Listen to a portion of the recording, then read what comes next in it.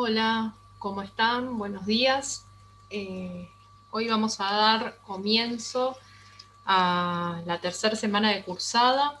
Voy a compartir pantalla para que vayamos viendo los temas que corresponden a esta semana.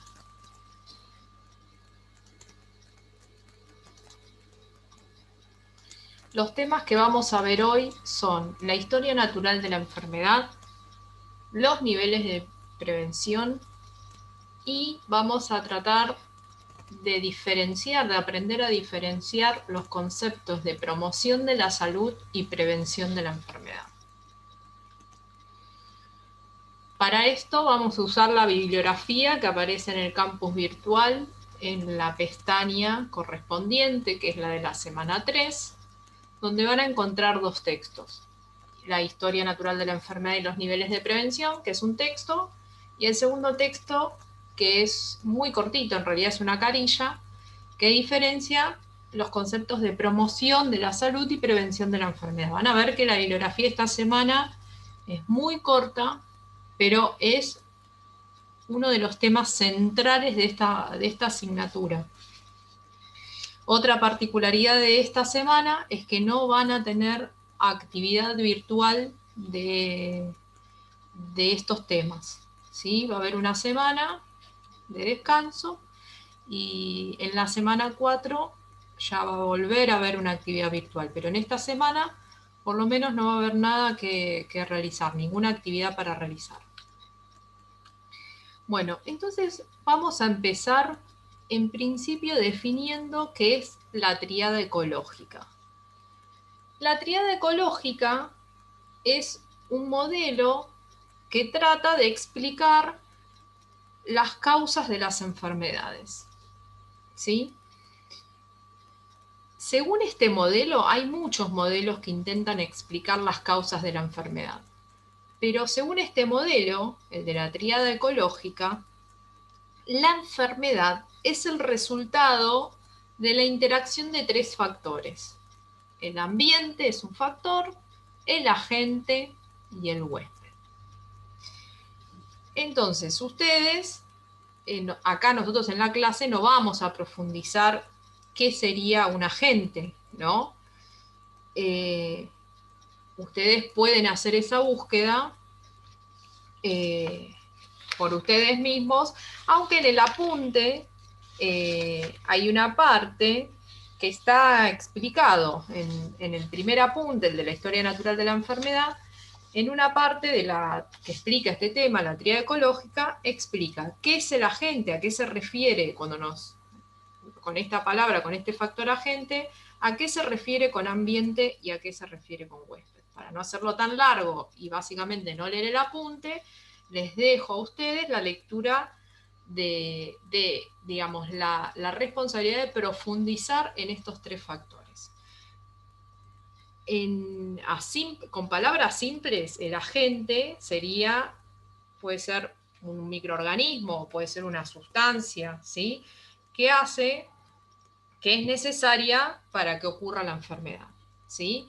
Cada enfermedad va a tener su propio agente, ¿sí? Cada microorganismo puede causar diferentes enfermedades. Cuando hablamos del medio ambiente, vamos a ver que es como el enlace donde está el agente, entre el agente y el huésped. Bueno, ese ambiente puede tener diferentes características y esos ambientes, algunos, pueden influir, ¿sí? En la propagación de la enfermedad.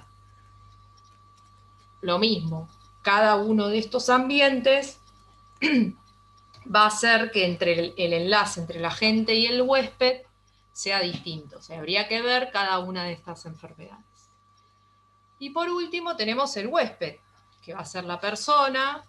En nuestro caso, a nosotros nos interesan los huéspedes que son seres humanos, pero también puede haber huéspedes animales. Entonces, el huésped va a ser la persona, ¿sí?, que va a alojar a este agente infeccioso. O sea, en otras palabras, el huésped va a ser la persona que se enferma. Bueno, entonces, ¿qué pretende explicar este modelo de tríada ecológica? Lo que pretende explicar es que es necesario para que se produzca una enfermedad que existan estos tres factores. Y esos tres factores tienen que estar en equilibrio para que el individuo se encuentre sano, ¿sí? Por eso ahí en esa nubecita celeste que ustedes ven dice equilibrio entre factores. Cuando hay equilibrio entre el ambiente, el huésped y el agente, los individuos se encuentran sanos. Esto quiere decir que no están enfermos. Piensen esto en nuestra cotidianidad. Nosotros seríamos los huéspedes, el ambiente es todo lo que nos rodea a nosotros, ¿sí? Los diferentes factores, como puede ser el clima, el lugar donde vivimos, nuestro nivel socioeconómico, todo lo que vimos ¿se acuerdan los factores determinantes de la salud? Bueno, el factor medio ambiente, todo aquello que nos rodea, que obviamente puede ayudar a que nosotros nos enfermemos o no, o puede ser un ambiente propicio para la salud. Bueno, imaginen que nosotros, los huéspedes, estamos continuamente en contacto con un ambiente, ¿sí? Que va a ser distinto según la persona, dónde vivamos, dónde nos movamos, y los agentes siempre van a estar presentes. No es que nosotros vivimos en un ambiente y estamos rodeados de un ambiente estéril donde no estamos en contacto con agentes. Al contrario, convivimos continuamente con estos agentes.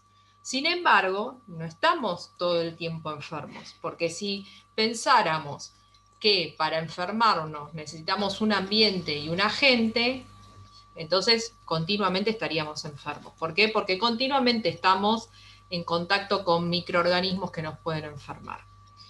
Ahora, lo mismo, como ejemplo serviría pensar, muchas veces hay un huésped y un ambiente que son similares, o sea, personas que viven en un mismo ambiente como nosotros y que están en contacto con un mismo agente y de repente un individuo se enferma y otro individuo no se enferma. Eso también tiene que ver con las características del huésped, porque hay algunos que se enferman y otros no se enferman teniendo el mismo ambiente y el mismo agente. Bueno, como verán, estos tres agentes tienen sus características y es variable, ¿no? El ambiente es variable, los agentes son variables y los huéspedes también. Entonces, volviendo a lo que intenta explicar esta tríada ecológica, esta teoría, es que mientras estos factores se mantengan en equilibrio, el individuo está sano. Ahora, cuando por alguna razón, por la susceptibilidad del huésped, un ambiente que no ayuda, o un agente, ¿no? Que habría que ver qué tipo de agente, con qué carga viral, o por qué circunstancia, o por alguna circunstancia, esta tríada ecológica se rompe o pierde el equilibrio, el individuo se enferma. ¿Sí? Entonces, es muy importante que entiendan esto porque esta primera tríada ecológica es la que aparece al principio de la historia natural de la enfermedad. Ahora lo van a entender un poquito mejor cuando sigamos avanzando con historia natural de la enfermedad. Bueno, como siempre les digo, lo que ustedes, cuando ustedes estudian un tema, lo primero que tienen que saber es definir, ¿sí? Definir el concepto que tratamos de explicar o que se les pregunte. Y después describirlo. Por ejemplo, yo podría preguntar acá, ¿qué es la tríada ecológica? Y otra pregunta podría ser, ¿cuáles son los factores de la tríada ecológica? Son dos preguntas distintas. Entonces, hay que siempre saber definir y también después explicar los componentes, si los tuviera. En este caso, hay que saber definir qué es la tríada ecológica y también sus factores, los factores que la componen. Pero estaría mal definir la tríada ecológica diciendo es el huésped, el ambiente, la gente. No. Bueno, ¿qué intenta explicar la tríada ecológica? ¿Qué es la tríada ecológica? Y después explicar sus factores. Con la historia natural de la enfermedad pasa lo mismo. Primero tengo que saber explicar qué es la historia natural de la enfermedad. Y después tengo que hablar de sus periodos, ¿sí? De cómo se compone. Ahora lo vamos a ir viendo.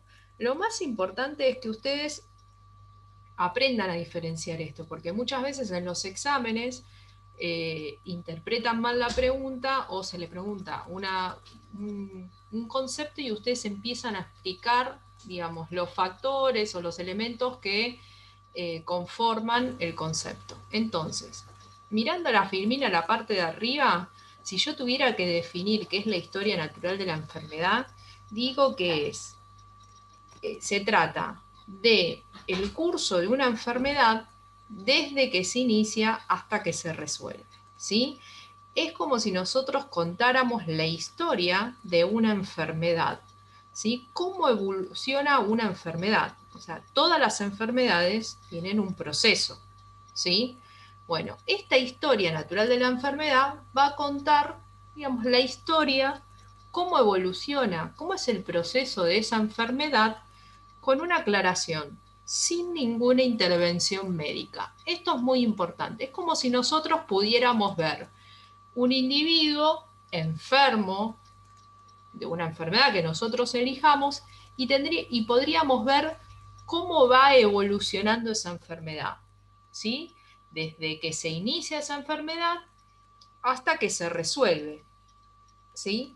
Hasta hace muchos años atrás, hace siglos pasados atrás, era muy fácil observar la historia natural de las enfermedades. ¿Por qué? Porque no había muchos avances en la ciencia de diagnóstico y tratamiento. Entonces una persona se enfermaba y uno podía ver, sin la intervención médica, cómo iba evolucionando esa enfermedad, que, digamos, sin que el individuo recibiera una atención médica o una asistencia en salud. Ahora eso es muy difícil que pase, porque normalmente cuando nosotros nos enfermamos, enseguida hacemos consultas médicas y hacemos intervenciones, sin ir más lejos. Si nos duele la garganta, o tenemos una infección por algo, enseguida o tomamos medicamentos o consultamos al médico y hacemos un tratamiento. Bueno, esa intervención médica eh, es la que nosotros realizamos normalmente cuando nos enfermamos. Pero si nosotros viéramos la historia natural de una enfermedad, tendríamos que poder ver cómo se inicia, ¿no? ¿Cómo es la forma de contagio? ¿Cuáles son los síntomas que aparecen? ¿Cómo evoluciona, ¿no? Y también cuáles son las posibles resoluciones, digamos. No es que todas las enfermedades terminan de la misma manera. De hecho, una misma enfermedad puede tener varios resultados finales.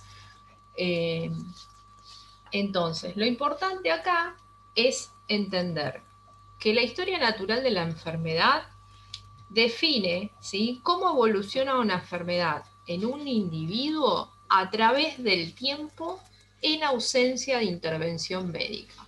Esa sería la definición, ¿no? O sea, la historia natural de la enfermedad, repito, entonces, cuenta cómo evoluciona la enfermedad en un individuo a través del tiempo en ausencia de intervención médica.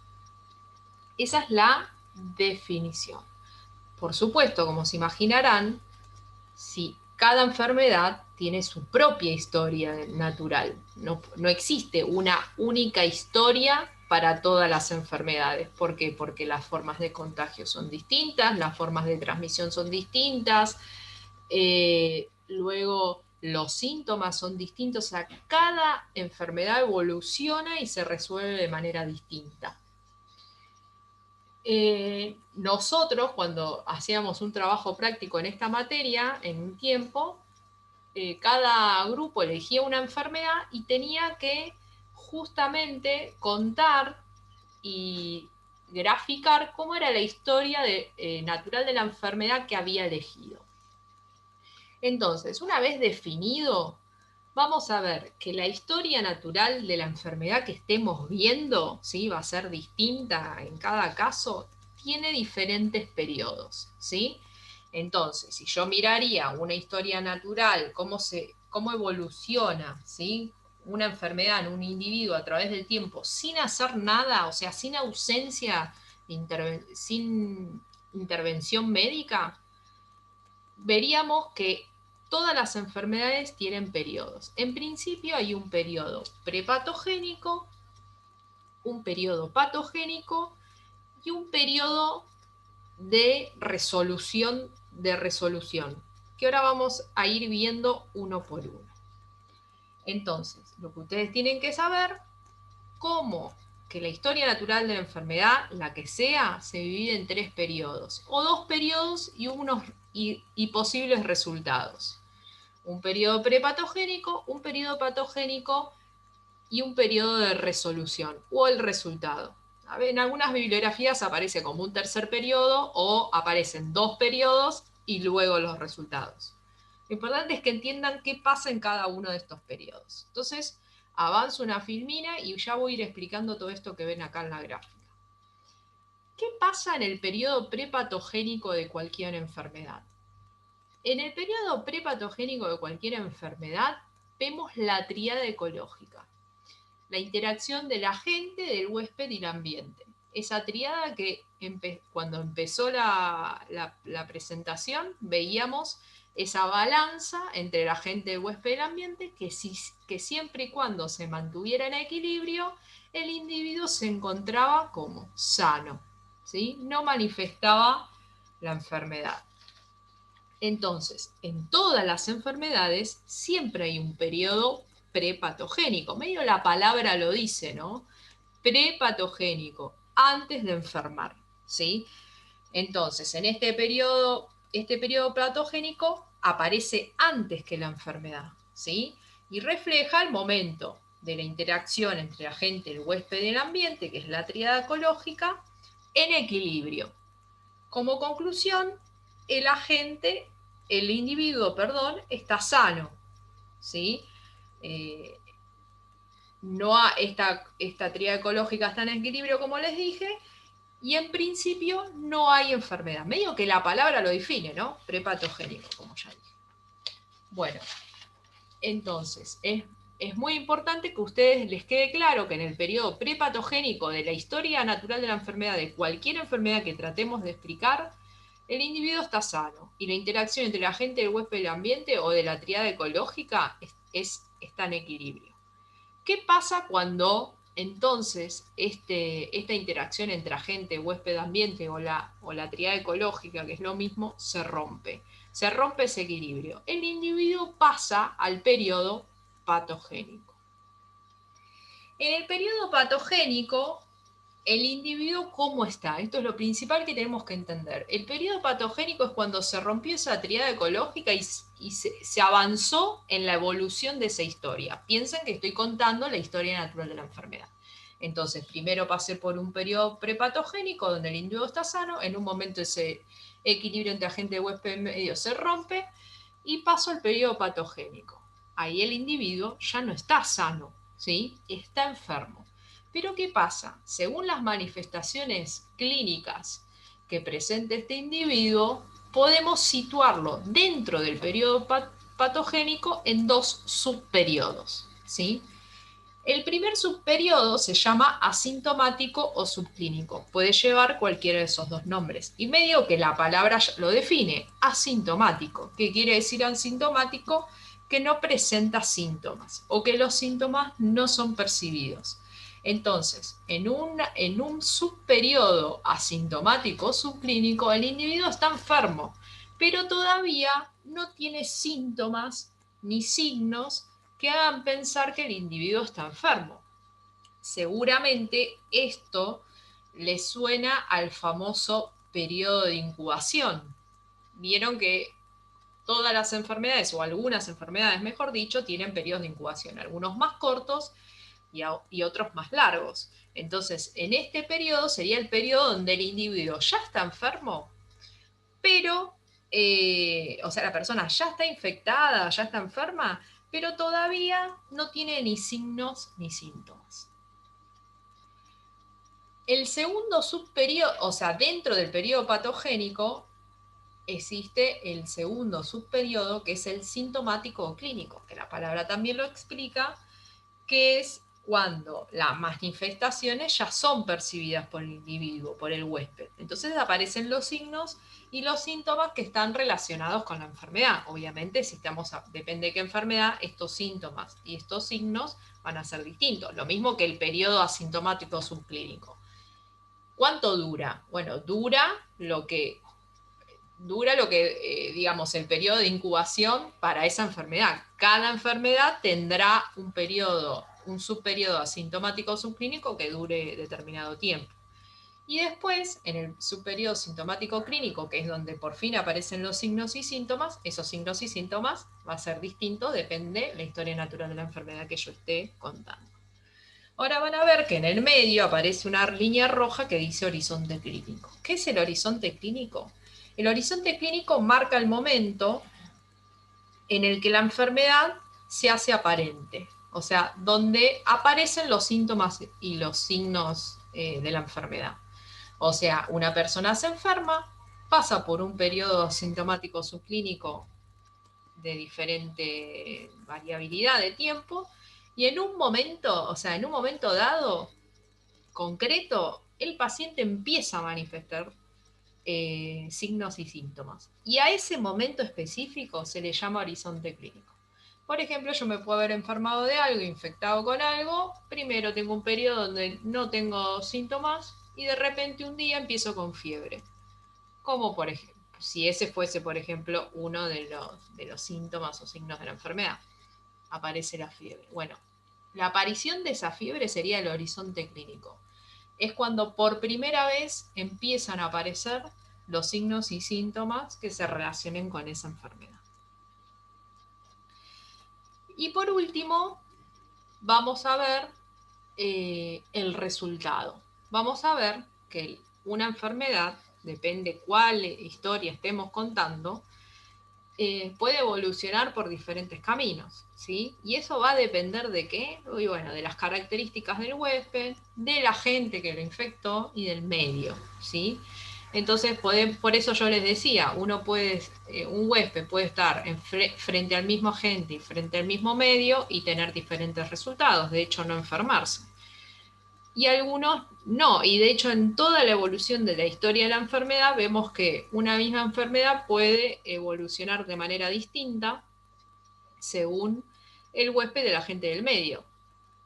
¿Cuáles son los posibles resultados? Que la persona se recupere y que vuelve al estado anterior de la enfermedad, que quede con una cronicidad, algunas enfermedades que si no se tratan quedan con signos y síntomas, alguna incapacidad que quede con alguna secuela en el tiempo, o la muerte, ¿sí? Imaginen que esta historia natural de la enfermedad, como les conté, es como si nosotros observáramos la enfermedad sin intervenir. Sabemos que eso ahora actualmente no pasa, ¿sí? Por eso el segundo tema se llama los niveles de prevención y vamos a ver cómo se relacionan con esta historia natural de la enfermedad. Entonces, volviendo a esta filmina, podemos ver el periodo prepatogénico, el periodo patogénico que tiene dos subperiodos, el asintomático subclínico y el subperiodo sintomático clínico. Y luego al final de la flecha vemos los posibles resultados.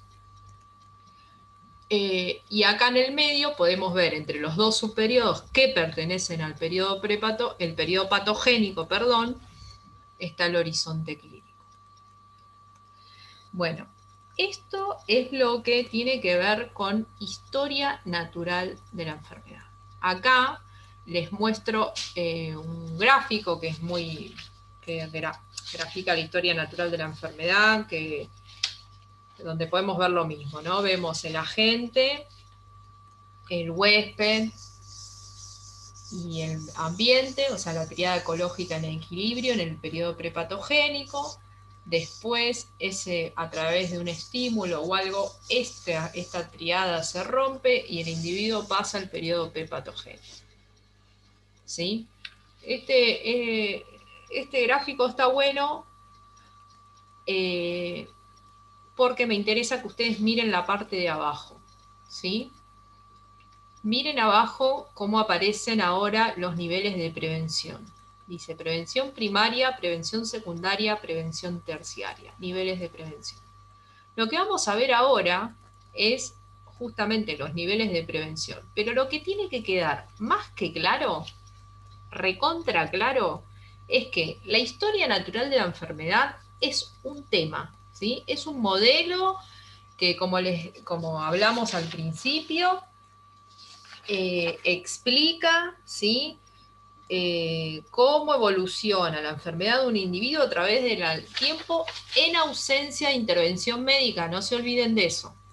Ahora, como les decía, es muy difícil que hoy en la actualidad nosotros veamos cómo evoluciona una enfermedad sin hacer nada, sin que haya una intervención médica o de salud en el proceso de toda esa evolución, ¿sí? Bueno, entonces, por eso yo les pongo este gráfico, que lo que más me interesa es la parte de abajo, ¿no? Donde se ve el periodo, los periodos de la historia natural de la enfermedad y qué tipo de prevención se realiza en cada uno de esta historia natural de la enfermedad. Pero que tiene que quedar claro que los niveles de prevención, si bien se vinculan con la historia natural de la enfermedad y van de la mano, son temas distintos, ¿sí? Porque muchas veces se confunden los periodos con los niveles de prevención. Se relacionan, por supuesto, y la importancia que tiene, como dice ahí arriba, es que los niveles de prevención, ¿sí?, voy a ir llevándolos a cabo dependiendo en qué momento se encuentre la historia natural de la enfermedad. Y eso me va a ¿qué? A permitir que la enfermedad, detectar la enfermedad de manera temprana y prevenir las secuelas, ¿sí? Bueno, entonces pasamos ahora al tema siguiente, que son los niveles de prevención. Este es un tema también muy importante, hay que entenderlo por separado y hay que entenderlo cómo se relaciona con la historia natural de la enfermedad. Entonces, los niveles de prevención son 3, ¿sí? Entonces, tenemos lo que se llama prevención primaria, prevención secundaria y prevención terciaria. En cada uno de estos niveles de prevención, nosotros vamos a ejercer diferentes acciones. ¿Quiénes vamos a ejercer? Por ejemplo, los profesionales de la salud. En esto estamos incluidos nosotros, los enfermeros. Entonces, el primer nivel de prevención, la prevención primaria, nosotros realizamos 2 acciones, que son la promoción de la salud y la protección específica, escuchen bien acá, que es sinónimo de prevención de la enfermedad. Decir protección específica es sinónimo de prevención de la enfermedad, porque muchos textos lo van a leer así, como prevención de la enfermedad. Entonces, en este primer nivel, la prevención primaria, nosotros vamos a hacer promoción de la salud y prevención de la enfermedad. Vamos al final de la clase, explicar cuál es concretamente la diferencia entre promoción de la salud y prevención de la enfermedad. Acuérdense que es uno de los temas de esta clase. Lo que quiero dejar en esta filmina claro es que la prevención primaria se realiza cuando el individuo está sano. Por eso voy a promover la salud que el individuo ya tiene o prevenir la enfermedad, protegerlo de manera específica de una enfermedad. Si el individuo ya está enfermo, yo no voy a poder hacer promoción de la salud y prevención de la enfermedad, ¿sí? ¿Por qué? Porque el individuo ya se enfermó. Entonces, si vemos acá abajo, fíjense, la prevención primaria se realiza en el periodo prepatogénico. ¿Por qué? Porque el individuo está sano. Entonces yo, cuando el individuo está sano, puedo hacer fomento de la salud, que es lo mismo que decir promoción de la salud, y protección específica, que es lo mismo que decir prevención de la enfermedad. Entonces, en el periodo prepatogénico de cualquier enfermedad, que es cuando el individuo está sano, todavía no se enfermó, yo puedo realizar prevención primaria, ¿sí? ¿Cuál es el objetivo de la prevención primaria? Promocionar la salud del individuo y protegerlo, ¿sí? O prevenir la enfermedad. Yo quiero que el individuo no se enferme, quiero que no pase al siguiente nivel de la historia natural de la enfermedad, que sería el periodo patogénico. Vamos a ver que esta prevención primaria es elemental, es lo que en realidad buscamos todos, ¿no? Promocionar la salud y prevención y prevenir la enfermedad para que el individuo no se enferme. Obviamente, si esto falla, si la prevención primaria falla, el individuo va a pasar al siguiente periodo, que es el patogénico. Y las acciones que se van a hacer en el periodo patogénico son distintas. Ya no vamos a hacer fomento de la salud o promoción de la salud y prevención de la enfermedad porque el individuo ya está sano, ¿sí? Necesita otro tipo de intervención. Entonces acá vemos que cuando el individuo ya pasa al periodo patogénico, nosotros vamos a aplicar las acciones de prevención secundaria. Las acciones de prevención secundaria son dos: diagnóstico precoz y tratamiento oportuno. Es muy importante que en cada uno de los niveles de prevención ustedes recuerden qué acciones se hacen. ¿Sí? Si yo digo que hago prevención primaria, tengo que saber que mis acciones van a tender a promocionar la salud y a prevenir la enfermedad. Si yo estoy realizando prevención secundaria, ya no estoy promocionando la salud y protegiendo, haciendo protección específica o prevención de la enfermedad, sino que voy a estar haciendo un diagnóstico precoz y un tratamiento oportuno. O sea, si falló la prevención primaria y el individuo está en el periodo patogénico de la historia natural de la enfermedad, lo que vamos a hacer es tratar de diagnosticar lo más rápido posible. Y el tratamiento tiene que ser oportuno a esa enfermedad, un tratamiento adecuado a la enfermedad que se diagnostica. Entonces, es muy importante, como les decía, que recuerden cada una de las acciones que se realizan en los niveles de prevención. Bueno, obviamente, el diagnóstico, es importante que ustedes se acuerden de la palabra precoz, o le pueden decir temprano, ¿sí?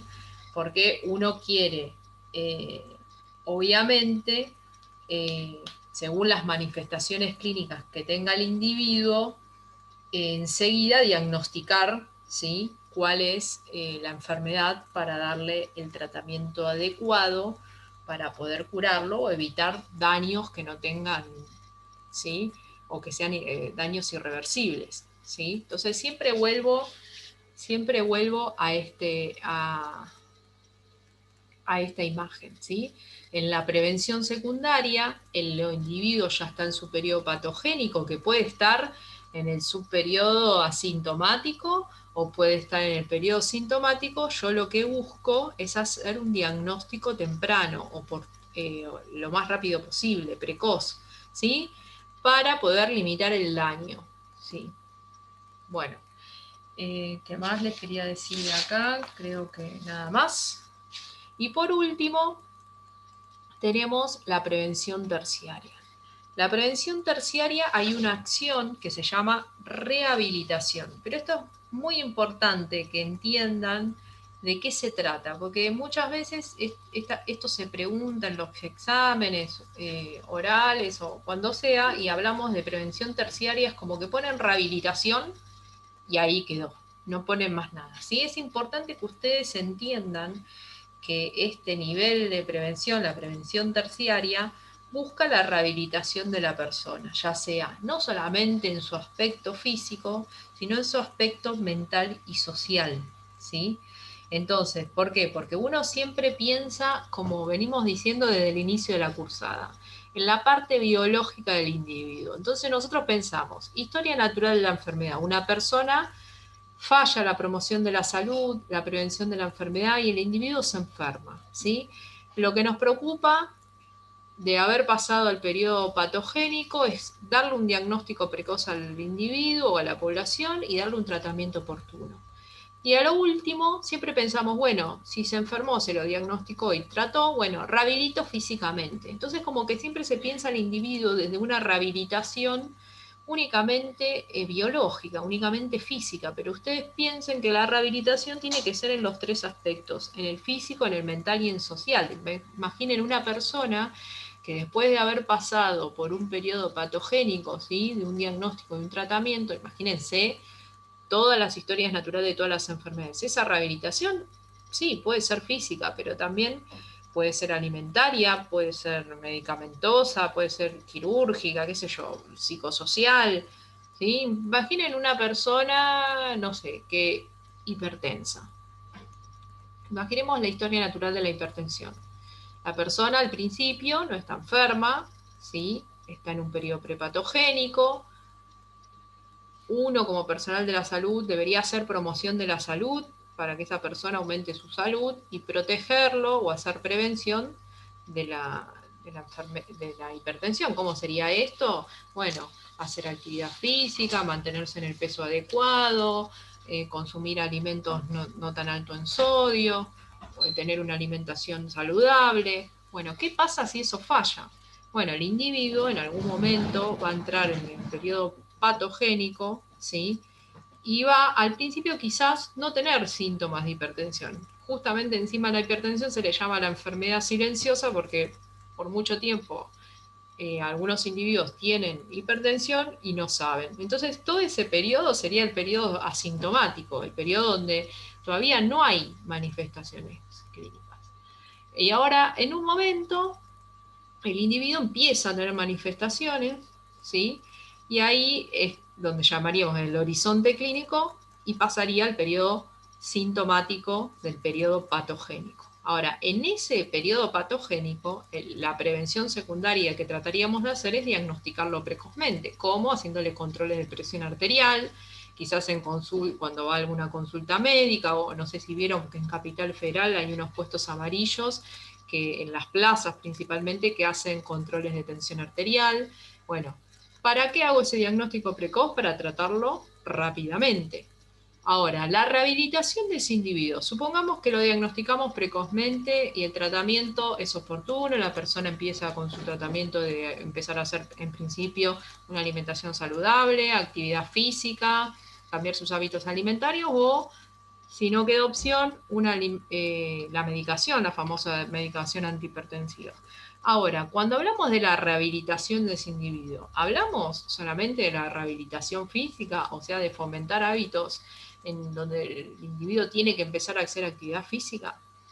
No, únicamente eso no. Vamos a ver que va a necesitar una rehabilitación física, vamos a ver que va a necesitar una rehabilitación alimentaria porque va a tener que cambiar la forma en que se alimenta, a saber elegir alimentos, a cocinar incluso a aprender a usar condimentos y otras digamos técnicas a la hora de cocinar. Eh, También vamos a ver que va a tener que aprender sobre la medicación que toma, cómo la toma, cuándo la toma, ¿sí? Y después todo el aspecto psicosocial de las enfermedades que no podemos dejar de lado. Imagínense que una persona que viene quizás comiendo de una determinada manera, bueno, no es tan fácil después cambiar hábitos que uno viene manteniendo por tanto tiempo. Entonces esa rehabilitación tienen que pensarla de manera integral, como veníamos viendo, al individuo de manera holística en sus tres aspectos, no solamente eh, pensar en la prevención terciaria como la rehabilitación física, ¿sí? También hay una rehabilitación mental donde el individuo tiene que hacer cambios muy importantes quizás después de la enfermedad y tiene que adaptarse a una nueva vida, ¿sí? Yo ahí les comenté lo de la hipertensión, ¿sí? Pero imagínense diabetes, imagínense algo más grave como un accidente donde quede una secuela física, ¿no? Reincorporarse otra vez al trabajo, a la vida familiar. Entonces está bueno que pensemos esta rehabilitación como lo que es, ¿sí? Física, mental y social. Bueno, entonces volviendo acá, para que ustedes vean, la prevención terciaria habla de la rehabilitación. Entonces, lo importante es que ustedes entiendan qué se produce en cada uno de estos, qué acciones concretas se producen en cada uno de estos niveles. En la prevención primaria hago promoción de la salud y prevención de la enfermedad. En la prevención secundaria se hace diagnóstico precoz y tratamiento oportuno. Y en la prevención terciaria se hace la rehabilitación. Ahora, cada uno de estos niveles de prevención se relacionan con la historia natural de la enfermedad en sus diferentes momentos, ¿sí? Recuerden, la prevención primaria se hace en el periodo prepatogénico, la prevención secundaria en el periodo patogénico y la prevención terciaria también en el periodo patogénico después del diagnóstico del tratamiento, ¿sí? O podrías pensarse en la parte de los resultados. ¿Se acuerdan acá que vimos los resultados? Bueno, esos posibles resultados, ahí se habla de la prevención terciaria. Bueno, y por último, lo que vamos a ver, todos estos temas que vimos aparecen muy bien explicados de manera muy fácil en el primer apunte. Otra cosa que me parece muy importante es que ustedes manejen ejemplos, ¿sí? Que manejen ejemplos de promoción de la salud, de protección específica o prevención de la enfermedad, que manejen ejemplos del diagnóstico precoz, del tratamiento oportuno y de la rehabilitación. Todo esto lo van a encontrar en el texto, ¿sí? Ahora lo que vamos a ver es qué diferencia, nos ubicamos otra vez, ¿no? Prevención primaria. En prevención primaria hacemos promoción de la salud y protección específica, que es sinónimo de prevención de la enfermedad. Ahora, ¿qué diferencia hay entre estos dos? Porque quizás en los otros niveles es más fácil. Diagnóstico precoz, se entiende, o sea, qué acciones concretas se hacen para diagnosticar a una persona de la enfermedad que esté sufriendo. ¿Y cuál es el tratamiento? Ahora, ¿qué es promoción de la salud y protección específica o prevención de la enfermedad, que ya les dije como octava vez que son sinónimos? Para eso hay un texto que tiene una carilla, que lo armé yo porque acá se armaba medio lío a la hora de entender esto, porque son, si bien no son sinónimos, por eso se llaman distintos, se confunden mucho, ¿sí?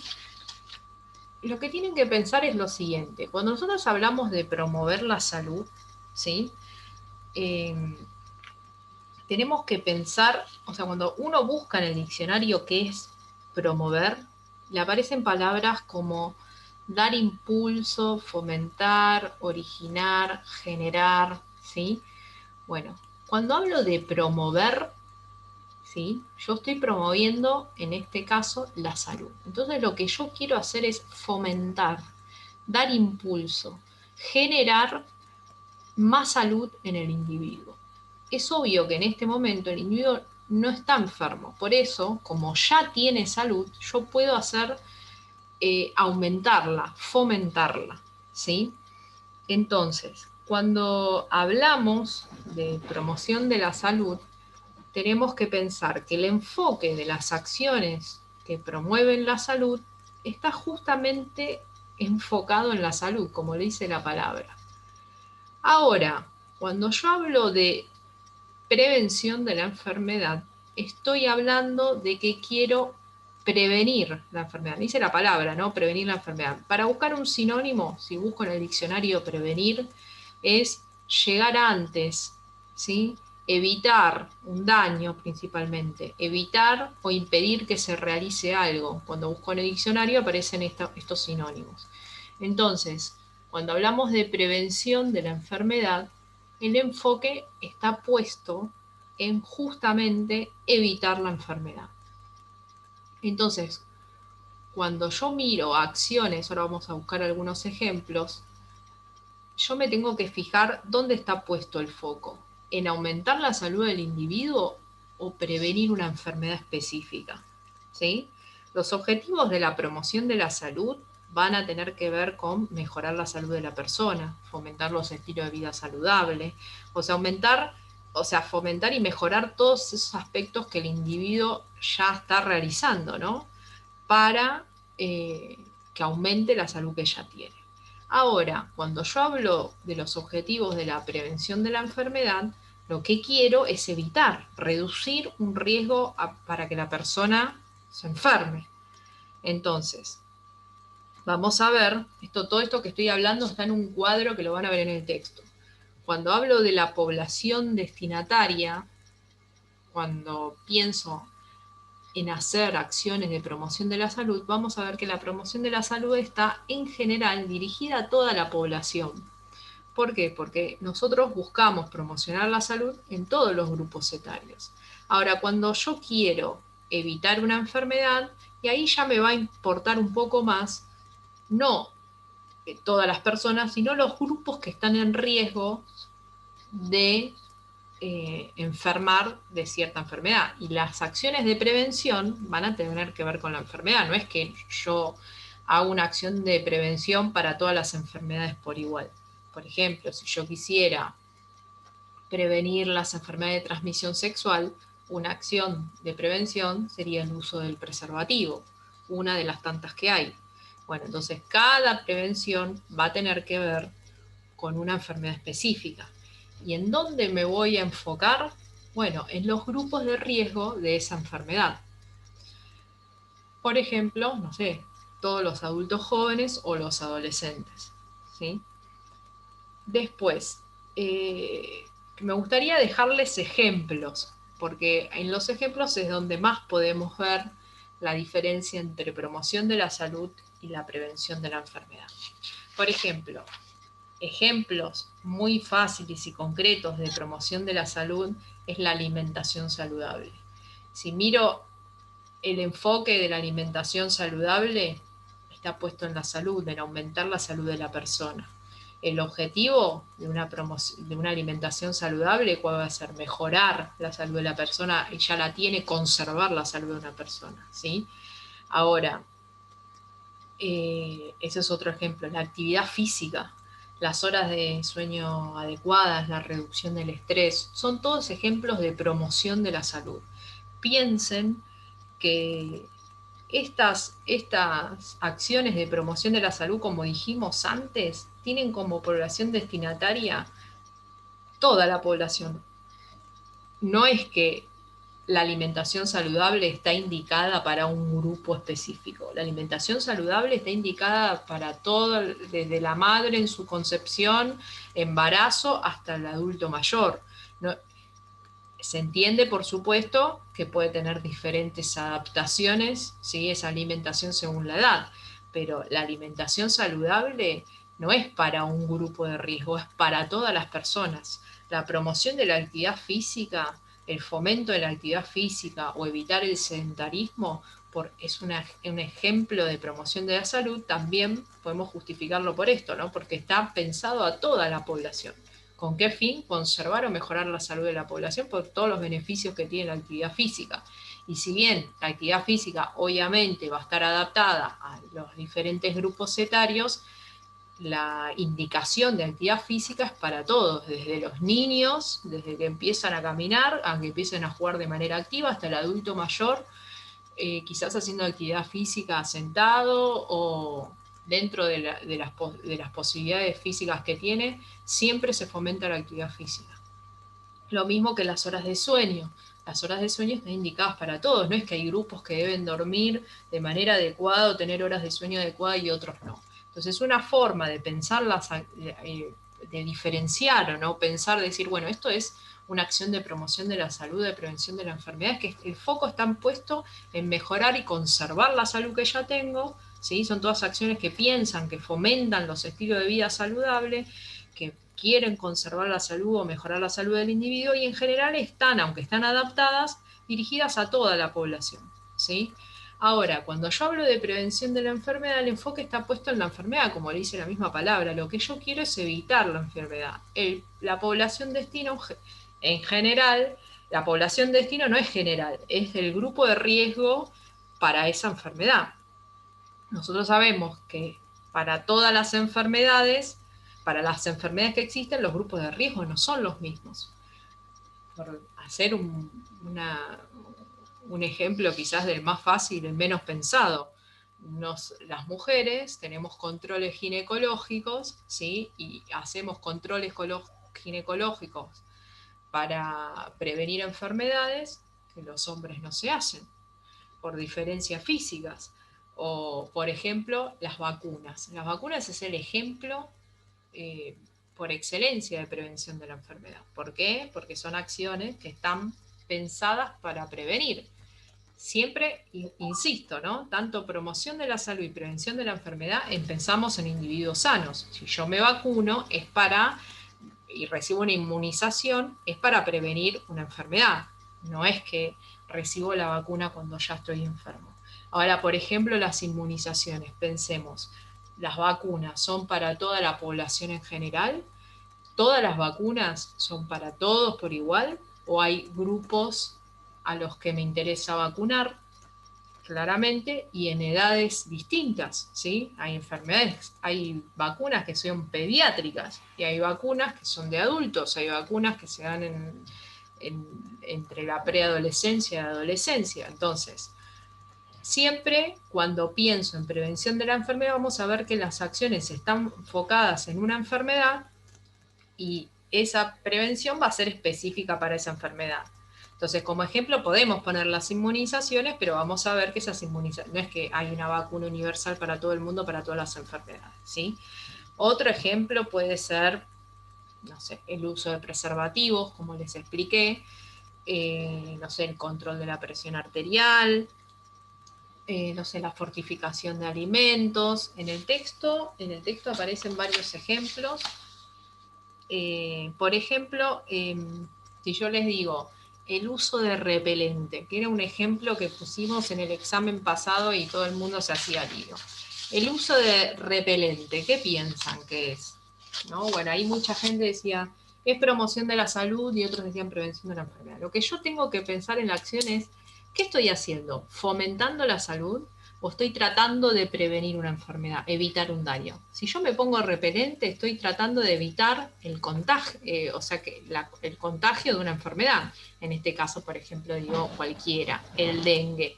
¿Sí? Entonces, yo me aplico repelente y en esa aplicación de repelente lo que pretendo es evitar que el mosquito me pique. Y de esta forma prevenir la enfermedad. ¿Qué enfermedad? El dengue. Entonces, por ejemplo, una forma, como le decía, de distinguir es pensar, esta acción, ¿está tratando de fomentar la salud o está tratando de evitar una enfermedad específica? Cada enfermedad va a tener sus formas de prevenirse. Por ejemplo, el dengue, un ejemplo, hay millones de maneras de prevenir el dengue, una es el uso de repelente. Vamos a ver qué otra forma de prevenir el dengue es, no sé, no acumulando recipientes con agua, tratar de mantener la higiene de los lugares y los lugares despejados, donde no se puedan hacer, los larvas de los mosquitos puedan crecer. Entonces, lo importante acá es saber distinguir entre una acción de promoción y una acción de prevención. Y una forma de darnos cuenta es mirando lo que busca esa acción. Está buscando, o sea, cuando vemos la intervención, ¿está buscando evitar una enfermedad? ¿Cuál? ¿Sí? En cambio, en la promoción de la salud ni aparece la enfermedad, no se habla de enfermedad. Cuando nosotros decimos tenemos que ir a hacer actividad física, comer saludable, no estamos haciendo foco en la enfermedad, sino en mantener la salud. En cambio, las acciones de prevención claramente vemos que están enfocadas a la enfermedad, como dice el mismo concepto, y buscan específicamente acciones concretas para evitar esa enfermedad. Por eso la prevención, depende de qué enfermedad esté hablando, van a ser distintas. Entonces, es importante, con este cuadro, hay un cuadro en el texto que ustedes pueden ir viendo cuáles son las maneras que tenemos de poder distinguir estas dos cosas. ¿Qué es promoción y qué es prevención? Bueno, si les queda alguna duda, pueden, por supuesto, escribirnos en el correo. Estos son los temas de esta semana. Lean los textos que aclaran un montón, ¿sí? Leanlos tranquilos. Como siempre les digo, tratando de hacer una lectura crítica, ¿sí? Tratando de pensar bien cada una de estas cosas, de estos temas, tratar de relacionarlos. Recuerden que esta semana no hay actividad en el campus, así que bueno, los que están atrasados con la lectura pueden aprovechar a ponerse al día. Y bueno, cualquier duda que tengan de este tema o de los temas que fuimos viendo, pueden hacer dos cosas, o escribirnos un correo y preguntarnos, o ir guardando todas estas dudas, registrando todas estas dudas para que en la clase que tengamos previo al examen podamos aclarar las dudas que tengan. Así que bueno, espero que les haya servido, les dejo un beso grande, nos estamos viendo el próximo lunes.